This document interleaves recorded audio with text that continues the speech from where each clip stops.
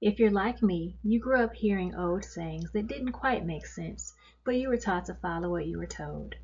I asked Jade to tell me a story with the phrase, "There is no other time than now," in comparison to "There is no better time than now." This is Amara's story about breaking free from the old sayings. Story time with Delia and Jade. Amara grew up in a house where adages and old wives' tales were treated as sacred wisdom. Her grandmother, a fierce and loving matriarch, often punctuated conversations with sayings like, "Good things come to those who wait," "What's meant to be will always find its way," and "You can't have your cake and eat it too." To young Amara, these phrases seemed like ancient truths handed down through generations, their meanings unquestionable. But as Amara grew older, she started to question them. She was ambitious, always striving to shape her own destiny. Yet, whenever she failed, the adages echoed in her mind, planting seeds of doubt. Maybe she was meant to wait for good things rather than chase them. Maybe her fate was already written and her efforts were futile. These thoughts weighed heavily on her, subtly holding her back. One day, during a particularly reflective moment, Amara stumbled across a book on mindfulness and presence. A passage struck her deeply. "There is no other time than now." It challenged the saying she'd heard all her life. There's no better time than now. At first glance, the two seemed similar, but the subtle difference transformed how she saw the world.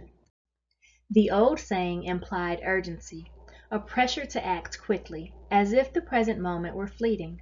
But the truth she now realized was deeper.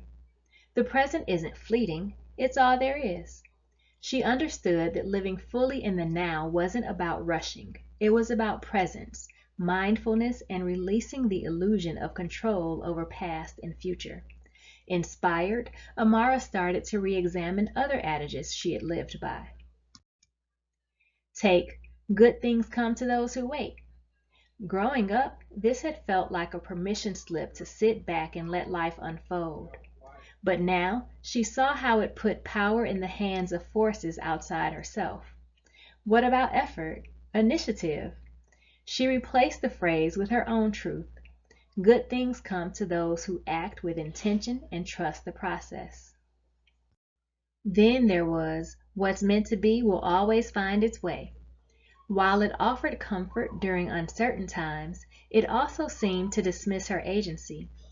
Amara believed in the interconnectedness of life, but saw that she played an active role in weaving her own path. She reframed it as, "What's meant to be is shaped by the choices I make now." As for, "You can't have your cake and eat it too," she found it fundamentally flawed. Why couldn't she enjoy the fruits of her labor and keep growing them? She embraced a new mantra: "I can savor life fully and still create more." Amara began to notice how these old sayings perpetuated the idea that her fate was determined by external forces, luck, timing, destiny, rather than her own alignment with the present moment and her ability to act with clarity and purpose.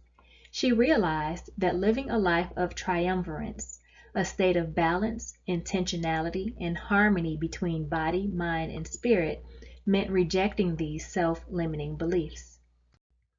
She started to teach her friends and family the lessons she had learned, challenging the adages they often recited. Her grandmother resisted at first, holding tight to her cherished sayings. But Amara explained, "Grandma, those phrases helped us feel safe, but safety isn't the same as freedom. I want us to live free, knowing that we're not powerless against fate." Her grandmother smiled, the lines of her face softening. "Maybe you're right, Amara. Perhaps it's time for new wisdom." From then on, Amara made it her mission to live by truths that empowered rather than constrained. She found joy in the now, clarity in her choices, and freedom in the realization that while external forces existed, they did not define her. The present moment, her intentions, and her actions were what shaped her life, and that truth felt limitless. What old sayings have haunted you from your past?